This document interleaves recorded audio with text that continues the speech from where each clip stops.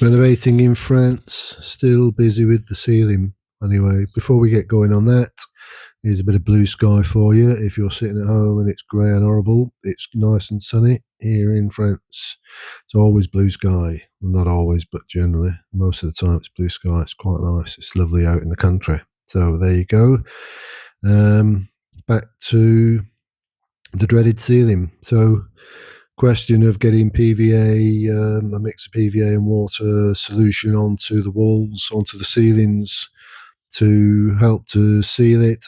And after that, then it would be a question of glossing over the top to give it a second seal. And then after that, did its final paint with an emulsion paint. You can see the walls on the far side there are going to need to be sorted out, as well as a bit of lime render needs putting in. So that's another job for another day. I'd also been down to the déchetterie with yet another chunk of the fuel containers. And when I was there, the guy said, "Look, can we stop for a little while with these fuel containers, because we've got like hundreds of them now, and we need to wait until these have been cleared."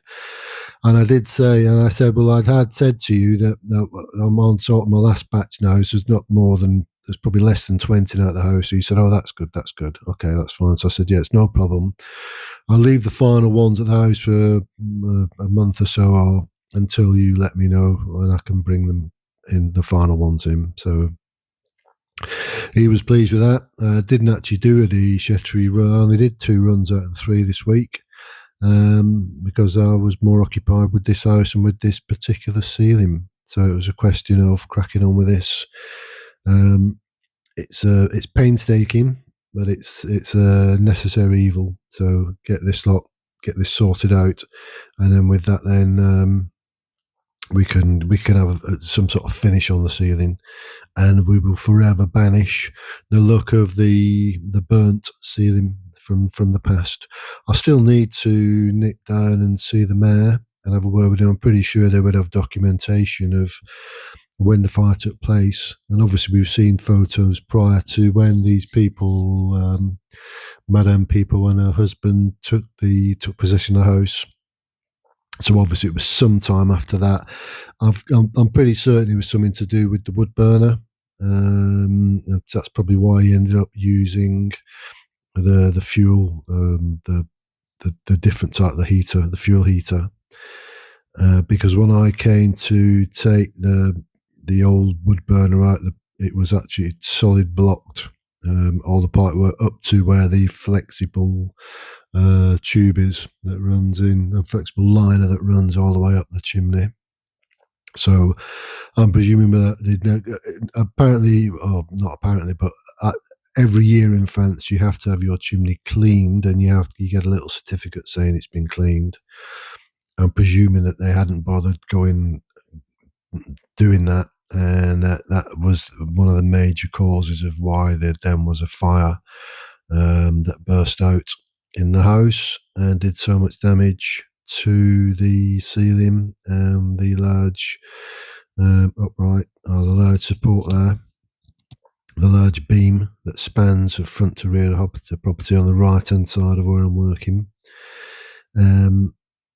And then, like I said, they'd put this horrible sort of paneling over the top of it. If you look back on way back at the earliest videos, you would see what that paneling looked like. It was really horrible. It was like little sections of, I don't even know what it was. It had been sort of nailed on, tacked on, and then some beading put around, and then painted. But it all turned yellow anyway with all the smoke. The French love to smoke, even to this day. So it would be nice to have sort of nice white ceilings, contrasting against the timber, which will be exposed for the future, because it's quite nice. It's lovely, isn't it? It's testament to French craftsmanship, and also just working with whatever materials you've got available. Obviously, they've got oak trees and that here. It's a very good material, long-lasting material. It allows us, obviously, it's seen generations thus far, even having to deal with a fire, it's still outseeing the generations, and it'll invariably outsee me. Um, but it'd be nice. It's nice that you can see the inner workings, the skeleton of the house. I think with a house of this age, I think it's quite important not to just mask all of that. It's quite nice that you can see what it would have looked like way back in the day.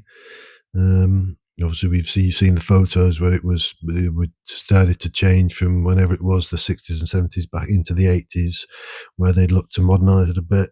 Um, Someone was telling me they used ox blood to paint the walls. I don't know if that's true or not, but maybe it is. Maybe that's why the walls are sort of pinky coloured. Who knows?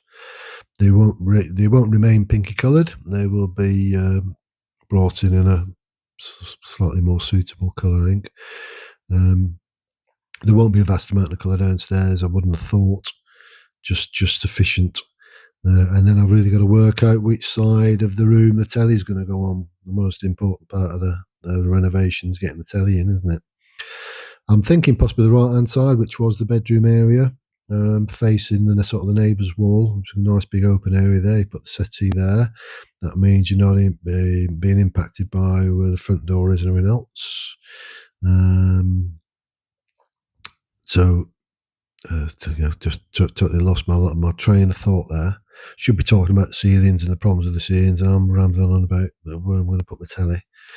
Anyway, cracking on with the ceiling. It's trying to get it sorted out so that it's a finish.